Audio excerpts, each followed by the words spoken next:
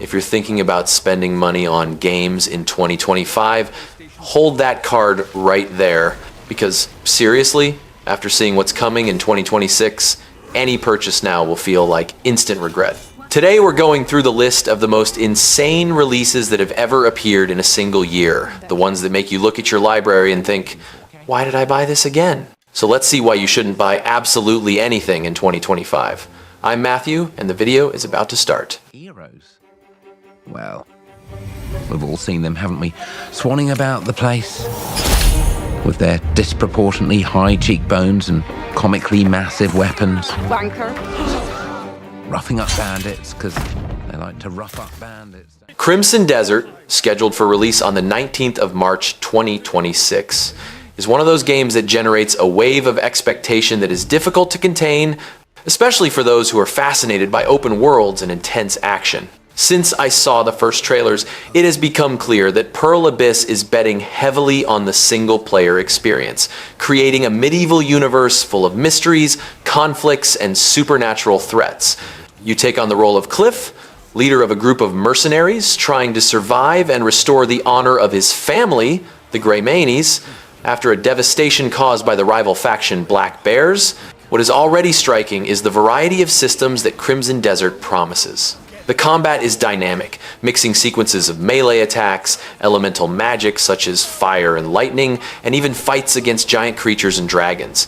The devs emphasize the weight of the movements, the importance of positioning, and the feeling that each hit really counts. It seems that it will be less about frantically pressing buttons and more about creating strategies and using the environment in your favor, like knocking enemies into bonfires or manipulating telekinetic tendrils to cause chaos. In addition to the battles, the open world of Pywell is designed to reward curiosity. You can explore on horseback, climb mountains, swim through rivers, and even use gliders to unravel secret areas, with dynamic weather affecting everything. The side quests and puzzles promise to reveal hidden treasures and parallel stories, and the game incorporates classic RPG elements.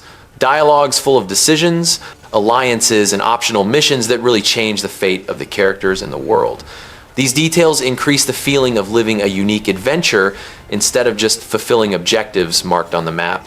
I keep imagining what it will be like to dive into this universe, mainly because of the scale of the battles. There are siege weapons, environments that change according to the conflict, and smooth transitions between cutscenes and combat without taking the player out of the immersion.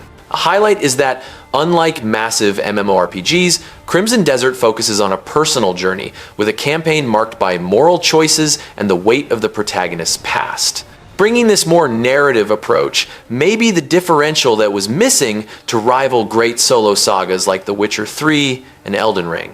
Speaking as a fan, there are several reasons to be excited.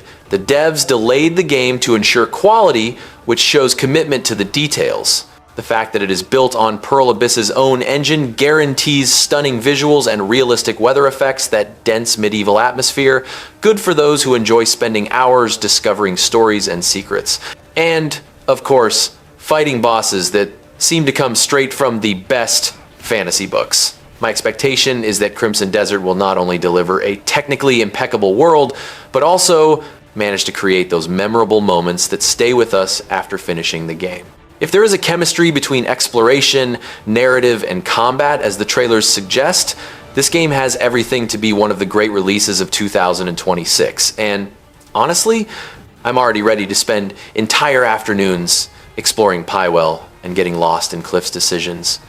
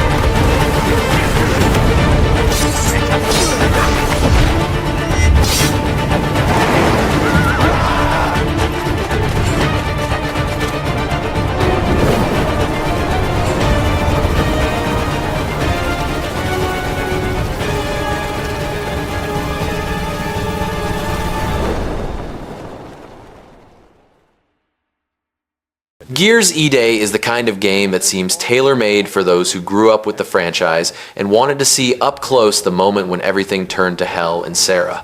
We are talking about a prequel that goes back exactly to Emergence Day, 14 years before the first Gears, putting Marcus Phoenix and Dom Santiago back home right when the Locust Horde decides to literally come out of the ground and turn humanity into a target. The forecast is to arrive in 2026, right in the year that the series turns 20, so the symbolic weight is already enormous. What I like most about this proposal is the focus on telling the origin of the nightmare from the perspective of Marcus and Dom. Even younger and without that total thick shell that we see there in Gears 1. Emergence Day has always been this mythological event within the franchise. Now the idea is to feel the real shock. See the city being destroyed in real time, families being torn from their homes, and the two trying to understand what the hell this new threat is. It seems less experienced team on a mission and more desperate survival on the first day of the apocalypse, which completely changes the emotional tone. In terms of gameplay, everything indicates that they are taking Gears back to its roots. Linear campaign, more focused rhythm, that feeling of advancing through intense scenarios, instead of a semi-open world and scattered side content. But at the same time, you can see clear evolutions. The cover system continues to be the backbone, but the melee combat is much more brutal and interactive, with grabs, counterattacks, use of the scenario, like taking a TV and shoving it in the Locust's face, and quick-time events that transform melee into something much more tense.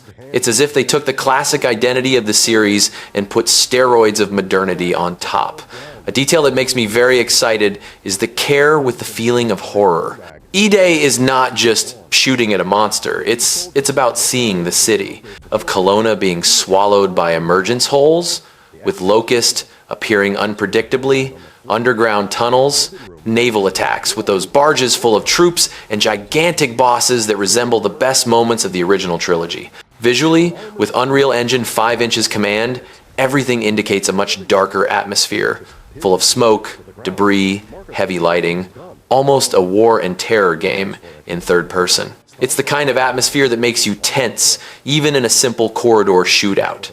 Another thing that draws attention are the small design touches that can make a difference. They are talking about new mechanics, such as a slide to pick up weapons in motion, more fluid interaction with the environment, and evolution of the Lancer, including the iconic origin of the chainsaw, and weapon customizations.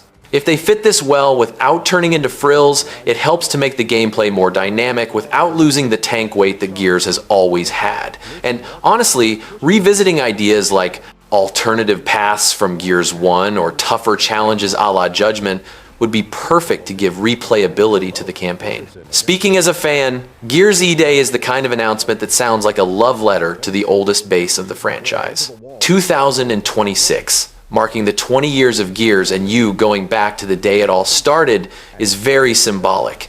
If the campaign delivers emotional weight, shocking moments of destruction, and that delicious loop of cover, flanking and brutality, there is a great chance of being the best Gears since the classic trilogy. It's the kind of game that you already want to finish in cooperative mode right away, reliving the trauma of the first encounter with the Locust as if it were the first time again. And saves Marcus from falling. Dom pulls him back up to solid ground. Marcus catches his breath. Dom hands him his black do-rag, and Marcus puts it back on. The two soldiers look out at the apocalyptic scene surrounding them. A helicopter soars over them toward a distant bridge, still standing amid the chaos. Gears of War, E-Day. Blood spatters behind the letters in the word day. GTA 6 is simply the most anticipated release of 2026 and perhaps of the decade, scheduled for November 19. Developed by Rockstar Games, it promises to be a massive evolution of the open world formula that the series has established. The game takes place in the fictional state of Leonida, inspired by Florida, especially its iconic Vice City. The setting has beaches, vibrant urban areas, rural regions, and even swampy areas, bringing a varied and immersive world that should surprise players with its scale and detail. The central plot of GTA 6 revolves around the duo of protagonists, Jason Duval and Lucia Caminos, two criminals who need to unite to survive when an easy robbery goes wrong, throwing them in the middle of a dangerous conspiracy that spreads throughout the state. The narrative is considered more profound and character-based, exploring the dark side of this partnership and the difficulties they face while trying to escape the law and dangerous enemies. This approach promises to bring a more mature and cinematic vibe to the series. As for the gameplay, GTA 6 brings important novelties and sophisticated mechanics. The return of the weapon wheel, improvements in melee combat, and a more intelligent police AI have been confirmed, including a wanted system that goes up to 6 stars, increasing the challenge in chases. In addition, there are new stealth mechanics, the use of hostages as human shields, and more realistic movement, such as crawling. There is also a considerable graphic evolution with advanced ray tracing lighting, detailed physics for objects, clothes, and hair, in addition to an unprecedented population density and variety of NPCs. The scenario is gigantic and detailed, with neonized urban areas of Vice City, national parks, small towns, industrial zones, and even rural areas with biker gangs. This offers an enormous diversity for explorations and varied missions, in addition to races, store thefts, drift events, and much more. The setting seems promised to be more alive and dynamic, with even volumetric climates, intelligent reflections, and advanced vegetation systems, which together create an immersive and realistic visual and sound experience. Speaking in a more personal way, GTA 6 has everything to be not just another game in the series, but a true revolution for Rockstar. The expectation became even greater after the delay in the launch, which was due to the search for maximum quality. The idea of being able to alternate between two protagonists with complementary skills and face complex challenges in such a diverse map is extremely exciting. It's the kind of game that seems made for those who enjoy total freedom, but also a good story, intense action, and details that make the world vividly believable and full of possibilities. Finally, talking about GTA 6 is imagining hours and hours lost in this insane universe that mixes crime, drama, and acid humor, all with the modernity of cutting-edge technology.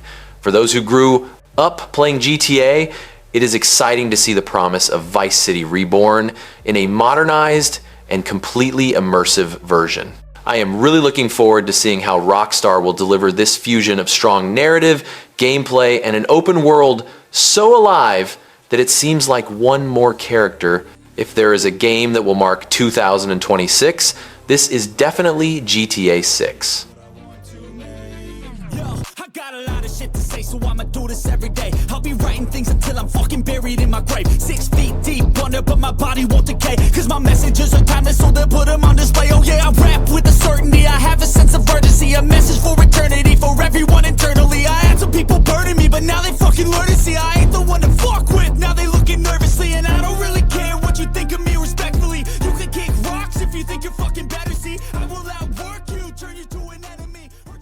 Resident Evil Requiem is without a doubt one of the most anticipated games of 2026, and I think it's easy to understand why. It brings back the atmosphere of terror and suspense that shaped the identity of the franchise, but with a modern look and subject to several surprises. The game starts with Agent Grace Ashcroft investigating mysterious murders in a hotel in Raccoon City, which is already in ruins, which is a great pretext to explore classic locations and dark settings, full of secrets and stories buried in time. The return to Raccoon City is a gift for those who grew up with the old games, and the heavy atmosphere of the place already makes you tense even before you start playing. The great differential of the game is the gameplay, which allows you to alternate between first and third person, something that not all games of the genre dare to do. This completely changes the experience. You can feel closer to the action, feel the weight of fear on your skin, or observe the scenario from afar to plan strategies. The stealth system has been improved with crawling, hiding under furniture, and even using objects to distract enemies. The highlight for me was the new main enemy, a creature that can move through walls and ceilings, increasing the feeling of danger and making you never feel really safe in any room. The game also brings a more advanced artificial intelligence, with enemies that learn and react differently to each attempt of yours. This requires the player to think fast, schematize strategies, and sometimes even resort to stealth to survive. The use of the flashlight to illuminate dark areas is an interesting detail because it attracts the creature's attention, but it is essential to advance. The stealth system also allows you to make stealth attacks and even prepare traps, which makes the gameplay more engaging and unpredictable. The exploration is well thought out, with intricate puzzles, secret areas, and many enigmas that require attention and reasoning. Instead of following linear paths, the game encourages you to investigate, discover clues, and explore everything around you. This makes all the difference because, unlike previous titles, each decision can lead you to new secrets or even open alternative paths through the game. And, of course, the cooperative spirit is back, with partners who help in combat, heal, or even execute special attacks, making the experience even richer. My personal opinion is that Resident Evil Requiem hits right where the franchise needs, in the mix of authentic terror with new mechanics that improve the feeling of survival. The game delivers that classic tension, where the fear is not only of the monsters, but of not knowing what will happen around every corner. The fact that it brings a new protagonist and returns to Raccoon City gives me that feeling of familiarity, but at the same time renews the desire to explore the universe. The new enemy is really scary, and the game leaves no room for relaxation, which is great for those looking for a real survival challenge. In the end, what impressed me most was how the game unites nostalgia and innovation without losing the identity of the franchise. Resident Evil Requiem is not just another chapter. It is an important step to show that survival horror can still surprise, especially if it bets on intelligent mechanics and an atmosphere that really puts you in the middle of the nightmare. If you enjoy feeling tense, crawling behind furniture, and turning around in life or death situations, this is the game for you. It is one of the most promising releases of 2026 and one of the best horror experiences of recent years. Weapon skins. And for pre-orders, players will also get the exclusive Grace's Costume Apocalypse. But for those of you that simply cannot wait to jump back into the world of Resident Evil, you're in luck. We've severed the price on multiple Resident Evil titles to make your Halloween more heart-pounding, hair-raising, and bone-chilling than ever. As you may know, Resident Evil is celebrating 30 years of terror, with many more nightmares soon to come. While our time today has come to an end, we hope to see you again very soon during the Resident Evil Showcase early next year, where we'll descend even deeper into all things Resident Evil Requiem. Thank you all for joining.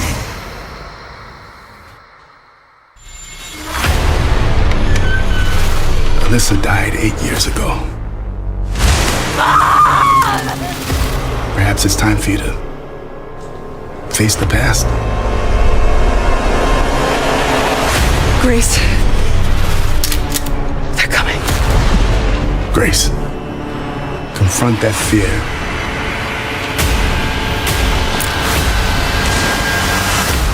Miss Ashcroft. Come in.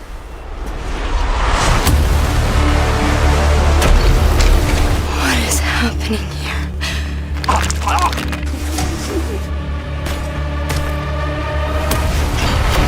There's no escaping your destiny. Hey! Help! What did you hide behind that painting? We have so much to do. Who are you? Why me?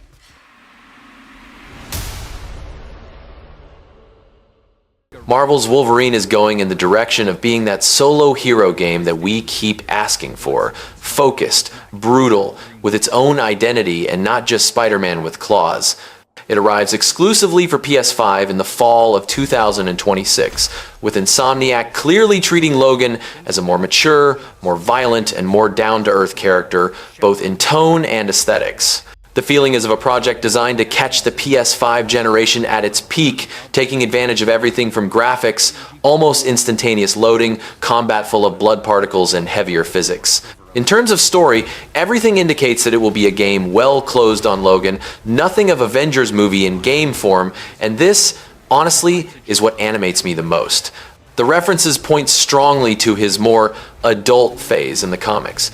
especially those stories set in Japan, with the mafia, the hand, ninjas, and a more crime and conspiracy approach than saving the universe. There is a lot of rumor and leaks talking about the participation of Jean Grey, Mr. Sinister, and mutants being hunted, which gives a vibe almost of thriller with superpowers instead of light adventure. If they really follow this path, it's the kind of narrative that combines with Wolverine, full of guilt, bad decision, and heavy consequence in the end. In the gameplay, the promise is of melee combat much more raw and violent than Spider-Man, with claws entering the scene all the time, moderate dismemberment and finalizations that really pass the feeling of guy with adamantium skeleton tearing everything. Insomniac talks about something fast, fluid, but at the same time with weight. Short stab, dash to approach, counter with the claws, and the enemy doesn't get up as if nothing had happened. There is also a lot of comment about parkour and mobility from rooftop to rooftop, kind of like in Spider-Man, only without a web. It's jump, climb with the nails, and use of the sharp senses to track enemies in more closed and urban scenarios. A point that draws attention is the choice of scenario, with Madripoor and Japan appearing as the great stages of the story. Madripoor is that rotten city perfect for a violent game. Smoky bar, neon, gangs, mercenary, wet floor reflecting light, and a protagonist who enters the bar already ready to break someone on the pool table. In Japan, you can imagine a mixture of simple stealth with explosive combat, facing ninjas of the hand in narrow alleys, rooftops full of lanterns, and those rain scenes that Insomniac loves to use to show graphic engine. For a game focused on a single character, this combination of few places but well characterized usually works better than 1,000 cities without personality. Speaking bluntly, the impression is that Marvel's Wolverine has everything to be the Last of Us of Insomniac in terms of tone, not because it will copy the style, but because it wants to be the serious, heavy, and striking game of the studio in this generation. If they hit the balance between violence, adult story, and that deliciously polished gameplay that they already showed in Spider-Man 2, you can leave here with one of the best hero games ever made, easily. The only real concern is not letting the game become too much of a corridor, just set piece after set piece, because Wolverine asks for more dirty moments. Exploration, mission that goes wrong, ugly fight in a tight corridor, shitty moral decision that the game throws in your face later. Personally, the feeling is of hype with a foot firmly on the ground. It doesn't seem like that project that promises the world, but a very specific cut of Logan's life, made by a studio that has already proven to understand Marvel character. It's the kind of game that you want to play with headphones, lights off, and without haste, enjoying each bar fight, each cross dialogue, each moment in which Logan loses control. And if Insomniac is really using Wolverine as a gateway to a future X-Men game, as some leaks suggest, this may be that title that we will remember as the beginning of a decent Marvel universe in games, not just another beautiful exclusive. His bloodied knuckles. He digs his fingers into snow. Just not for me. Skin heals over exposed adamantium on his cheek. He charges more Reavers, slicing them apart. He leaps off his bike to attack Reavers on a speeding truck. In a dark room, a yellow-eyed man transforms into the blue-skinned Mystique. Because I ain't no hero. I'm Wolverine.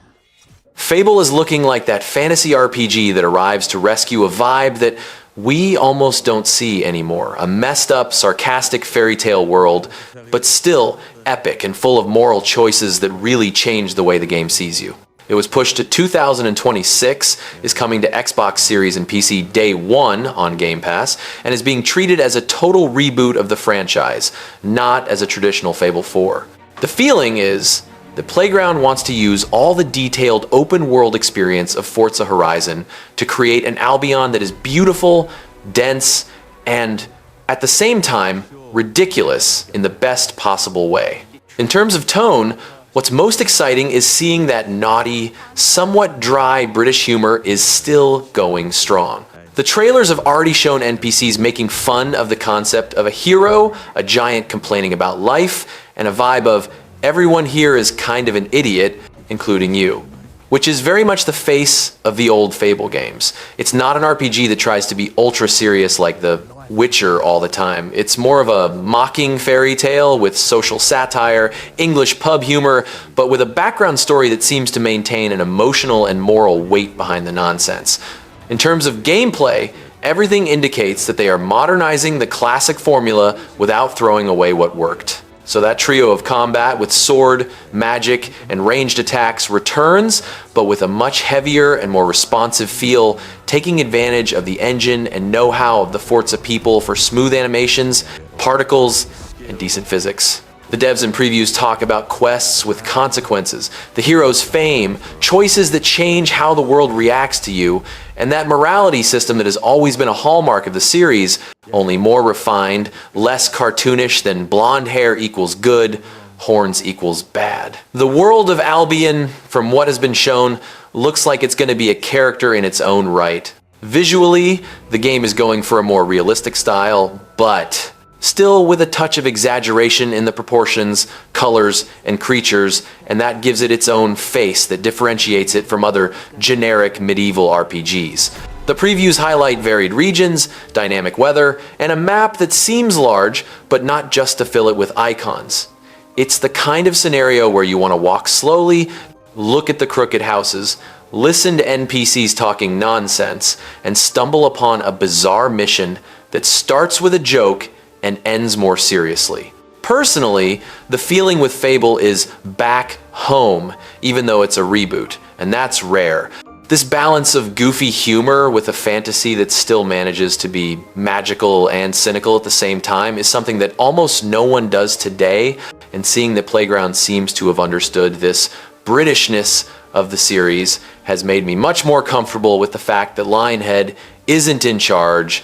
You can very easily imagine those situations of choosing between what is right and what is funny, and completely wrong, and the game punishing or rewarding you for it in unexpected ways, which has always been the charm of Fable. Now, to be honest, what gets me is the fear of hype plus delay.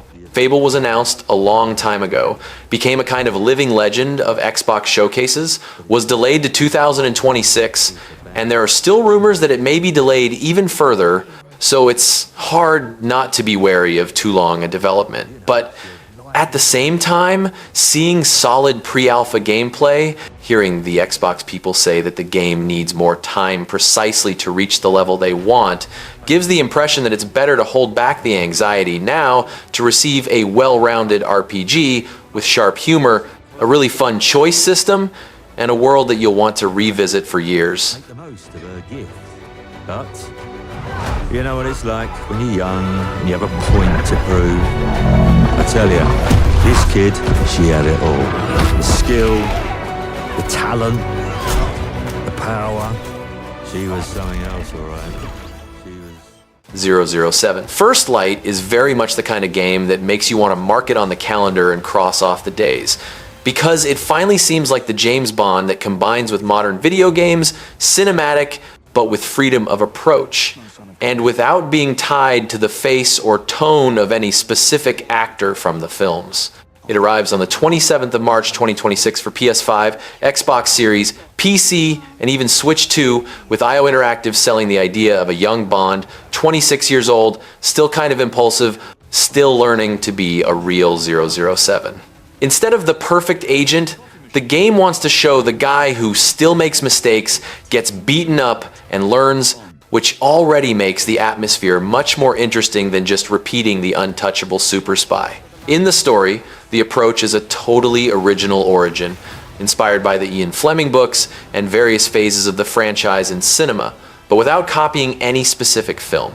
The plot revolves around a Bond who is still a recruit who enters the 00 program after a heroic act in the Navy and finds himself thrown into a mission to stop a rogue agent linked to a plot and possible coup within the state itself. There's a reluctant mentor, an important female character like Dr. Selena Tan, played by Gemma Chan, and a villain 009 described as a master of manipulation, with the right to those exaggerated Bond-style traps like captivity on top of crocodiles. I really like the idea of using the entire universe as a reference and, at the same time, creating its own digital Bond without the shadow of any famous actor hovering over it.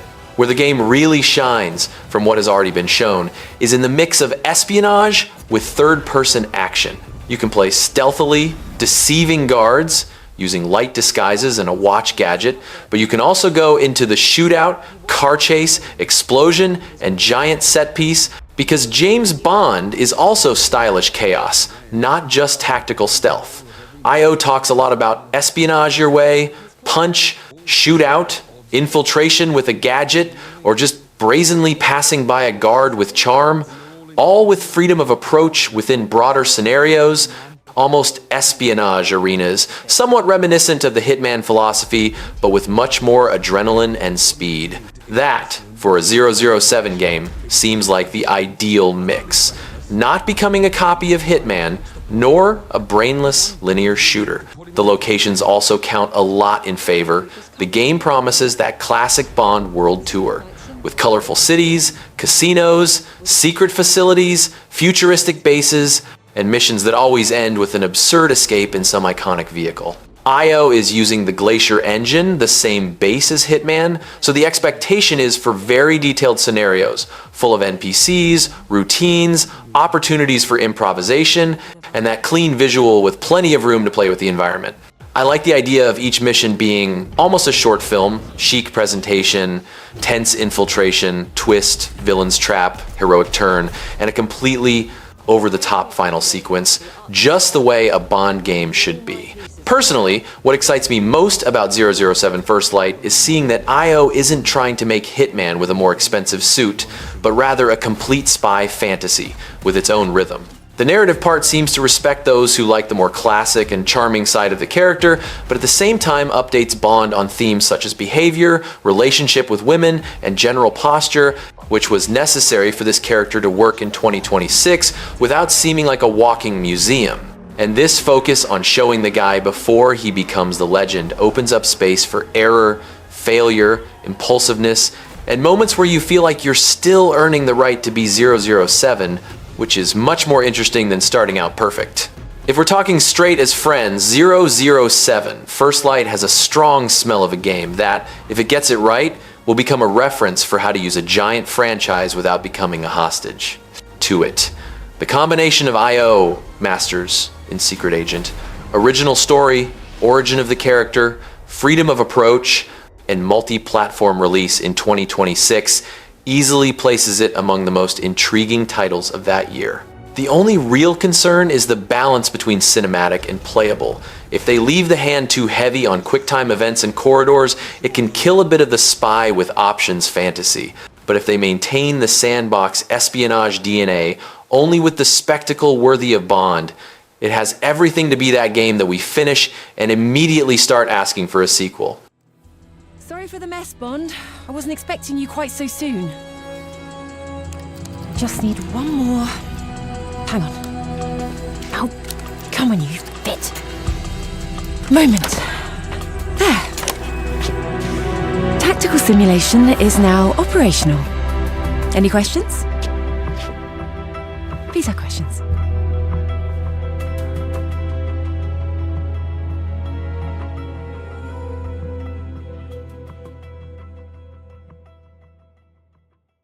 Marvel 1943.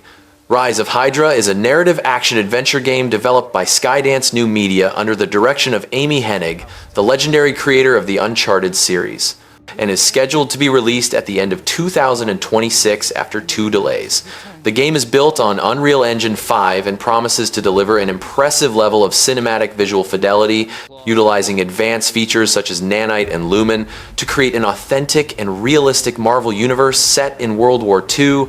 The story takes place mainly in Nazi-occupied Paris in 1943 and is inspired by the limited comic book series Captain America, Black Panther, Flags of Our Fathers from 2010. The central plot puts the player in control of 4 distinct characters throughout the narrative: Steve Rogers, Captain America, Azuri, the Black Panther of the 1940 Seconds, and T'Challa's grandfather, Gabriel Jones of the Howling Commandos, and Nanali, a Wakandan spy infiltrated in Paris. The game explores a young Steve Rogers still trying to find his place as a hero, in contrast to the more experienced Captain America we've seen in the Marvel movies. The story promises an uneasy alliance between Captain America and Azuri, who initially clash due to their cultural and ideological differences, but must join forces to stop a sinister Hydra conspiracy led by the Red Skull that threatens to transform the chaos of World War II into the definitive rise of the terrorist organization. The gameplay combines intense action, stealth elements, and grandiose cinematic sequences to support the espionage and adventure themes of the World War II era.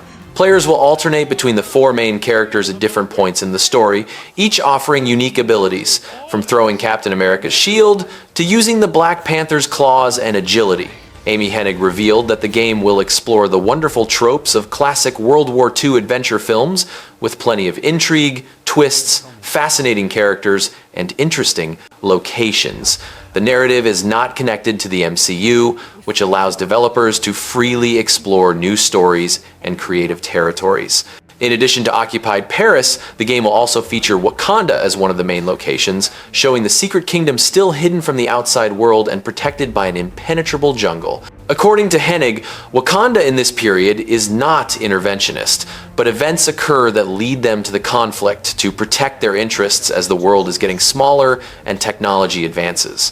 The supporting cast includes Howard Stark, the technology genius who will help Captain America and his allies with advanced weaponry, adding that classic Marvel connection. The dynamic between the main characters promises to be one of the strengths, exploring the cultural clash between the American super soldier and the King of Wakanda in a tense and fascinating historical context. The development team at Skydance New Media is utilizing cutting-edge technology from Unreal Engine 5.4, including dynamic tessellation, advanced volumetry with realistic shadows, and unprecedented geometric detail that allows for the creation of incredibly complex and cinematic environments.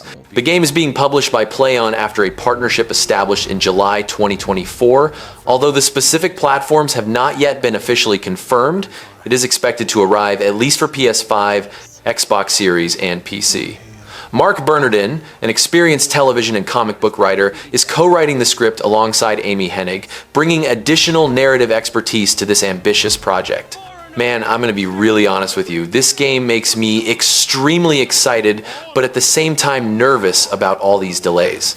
On the one hand, we have Amy Hennig in charge, the woman who practically defined what a modern narrative adventure game is with Uncharted, so the talent is there, no doubt.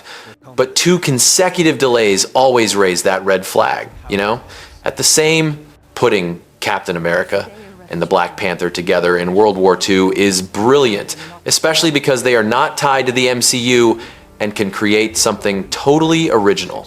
The idea of exploring Wakanda in the 1,940 seconds, still isolated from the world, has absurd narrative potential. And being able to alternate between 4 different characters, each with their unique skills and perspectives, that could be amazing if it's well executed. My biggest concern is that Skydance New Media is a new studio, and ambitious projects like this sometimes suffer from a lack of large-scale production experience. But if they can deliver that cinematic magic of Uncharted combined with the Marvel universe in a fascinating historical context, this could be one of the best superhero games ever made. I just hope that this delay to the end of 2026 is the last, and that they are really polishing something special, because the potential is all there. It's better if I tackle this one alone. You may encounter some obstacles. That won't be a problem. Our cat friend is definitely here too. And by the look of things, he's not very far ahead. The American boy is right on your heels. Who the hell are you? If you wanted us dead, we'd be dead. So what do you want? Answers. That's far enough! Stay out of my way! Stand aside! I do not take orders from anyone! I don't have time for this. Neither do I. Forza Horizon 6 was finally officially announced during the Tokyo Game Show 2025 and is confirmed for release in 2026, with reliable rumors pointing to the beginning of the year, possibly February or March. The game will be set in Japan, the most requested location by fans of the series over the years, and marks a triumphant return after 5 years since Forza Horizon 5-2021, the longest interval between games in the franchise to date. Developed by Playground Games and published by Xbox Game Studios, the title will be released exclusively for Xbox Series and PC, completely abandoning support for previous generation consoles, to take full advantage of modern hardware and create an even more ambitious and technically advanced open world. The Japanese setting promises to be the largest map ever created in the history of the Forza Horizon series, offering an impressive variety of environments. From the neon-lit streets of Tokyo, including iconic locations such as Shibuya Crossing, to the majestic mountain roads around Mount Fuji, passing through bamboo forests in Arashiyama, coastal beaches, traditional rural villages, and the legendary mountain passes, perfect for drifting. The choice of Japan is strategically perfect, as the country is considered the birthplace of JDM, Japanese domestic market, culture and drifting, allowing Playground Games to vertically explore the winding mountain roads and horizontally the extensive urban highways, elements previously tested in the Hot Wheels DLC of FH5 and the mythical Fujimi Kaido track of Forza Motorsport. The game promises to elevate drifting from a secondary mechanic to a central cultural element of the experience, with tudge battles on narrow mountain roads, clandestine drift meetings in underground parking lots in Tokyo, and challenges focused on style under the city lights. Fans can expect improved drift physics specifically for the mountainous conditions of Japan, with different behaviors depending on weather conditions. Imagine drifting perfectly on tight corners in the rain, or tearing through bamboo groves in a roaring Toyota Supra. The inclusion of K cars, the unique Japanese compacts, classic and modern JDM vehicles, and customizable vans like Dajiban, Dodge Ram vans customized in the Japanese style, should bring an extremely diverse and culturally authentic car list. Although the official graphics engine has not been confirmed by Playground Games, there are persistent rumors that the game will use Unreal Engine 5.3 to deliver realistic graphics with next-generation ray tracing, unprecedented environmental detail, and highly detailed car interiors. The goal is to visually compete with other major releases of 2026, including GTA 6, creating scenarios that blur the line between real and virtual. Special focus is on increasing the level of detail of the environment.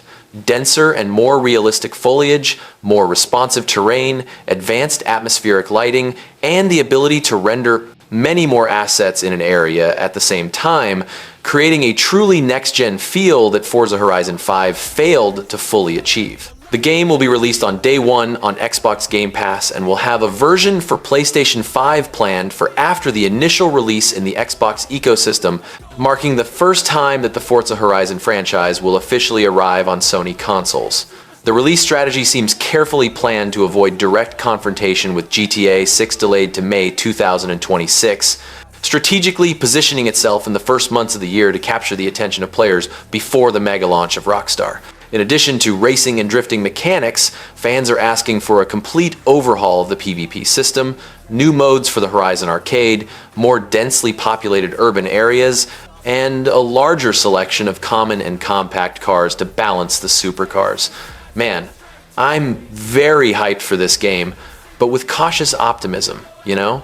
On the one hand, 5 years is a lot of development. Time, that should mean a gigantic generational leap in relation to FH5, which was already beautiful, but began to show the limitations of the Forza Tech engine. If they really change to Unreal Engine 5, that could be revolutionary for the game's visuals. And Japan? Man, it's the perfect setting. The community's been asking for this for years, and it makes perfect sense. Tudge runs in the mountains, authentic drift culture, illuminated Tokyo, Mount Fuji in the background, crazy K cars. The potential is absurd. What worries me a little is that FH5 was kind of shallow in terms of post-launch content compared to FH4, so I hope Playground has learned the lesson. And the fact that they abandoned last gen is great. It means they can create a really vertical and dense map without worrying about Xbox One memory limitations. My biggest hope is that they really do justice to the Japanese culture of drifting and customization, not just superficially, but for real, with improved physics and dedicated events. If they can capture that initial D and Wangan Midnight vibe while maintaining the characteristic accessibility of Horizon, this could be the best game in the series. I just hope they don't delay it again, because the beginning of 2026 is right around the corner and we've barely seen any gameplay yet. Way of the Sword is the first mainline game in the Onimusha series in over 20 years, since Onimusha Dawn of Dreams released in 2006 and was officially revealed at the Game Awards 2024 for release in 2026. Developed and published by Capcom, the game will be released for PlayStation 5, Xbox Series, and PC via Steam, marking the triumphant return of this classic action and adventure franchise that defined the swordplay action genre in the early 2000s. The title is being built with a massive focus on cinematography, with Capcom investing heavily in motion capture technology and animation processes to create a visually impressive and authentic experience. The estimated duration of the campaign is approximately 20 hours, offering a substantial experience that balances intense combat, exploration, and deep narrative. The story takes place in the early Edo period in Kyoto, a historic Japanese capital that has been sinisterly transformed by clouds of malice that corrupt reality. The protagonist is a new samurai who, through fate, finds himself wielding the legendary Oni Gauntlet and transforming into an Onimusha, a warrior with superhuman powers from the Oni. His mission is to fight grotesque and supernatural creatures known as Genma, who seek world domination, while discovering the truth behind his new powers and questioning his own reason for fighting. The game features real historical locations, such as the Kiyomizu-dera Temple, reimagined with terrifying atmospheres that blend supernatural horror with the rich history of Japan. The team even consulted temple officials to ensure authenticity in the representation of feudal Japan.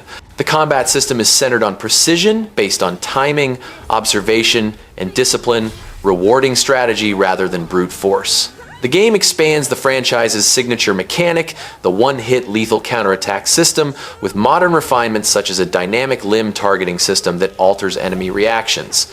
Disabling the sword arm can prevent parries, attacking the legs can stagger enemies, and a well-timed headshot can deliver an instant execution. Parries, guard breaks, and deflections form the core of the battle flow, requiring player mastery in each individual confrontation.